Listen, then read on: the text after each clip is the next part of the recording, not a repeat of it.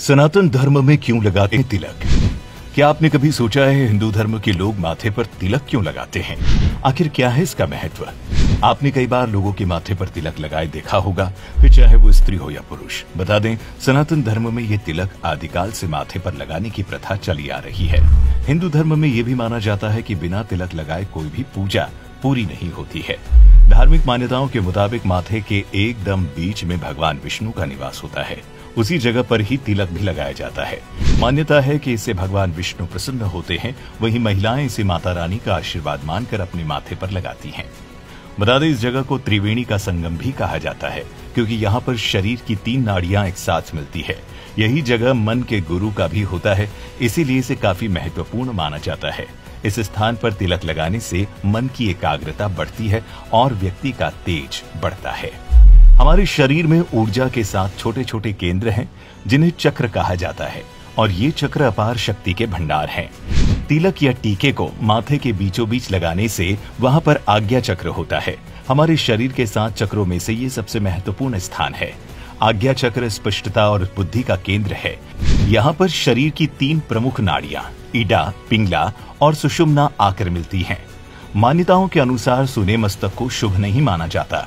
माथे पर चंदन, रोली, कुमकुम, सिंदूर या भस्म का तिलक लगाया जाता है।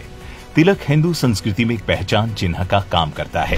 भारतीय संस्कृति में पूजा अर्चना, संस्कार विधि, मंगल कार्य, यात्रा, गमन, शुभ कार्यों की शुरुआत में माथे पर तिलक लगाकर उसे अक्षत से पूरा किया जाता है। तिलक लगाने को लेकर स्कंद पुराण में बताया गया है कि अनामिका उंगली से तिलक लगाने पर शांति की प्राप्ति होती है, और वहीं मध्यमा उंगली से लगाने पर व्यक्ति की उम्र बढ़ती है।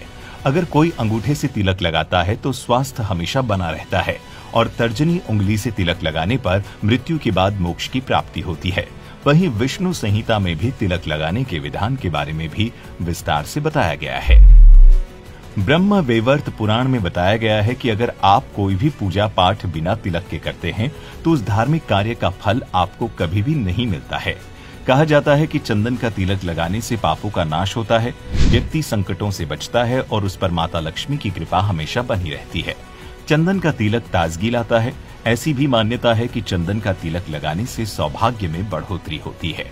वहीं मानसिक शांति और ऊर्जा की प्राप्ति के लिए भी चंदन का तिलक लगाया जाता है। ऐसी भी मान्यता है कि तिलक लगाने से व्यक्ति के स्वभाव में भी सुधार आता है। वहीं केसर का तिलक लगाने से सात्विक गुणों और सदाचार की भावना बढ़ती है। इससे बृहस्पति ग्रह का बल भी बढ़ जाता है और भाग्य वृद्धि भी होती है।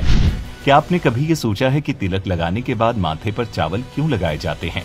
गौरतलब है कि पूजा के दौरान माथे पर कुमकुम का तिलक लगाते समय चावल के दाने भी जरूर लगाए जाते हैं।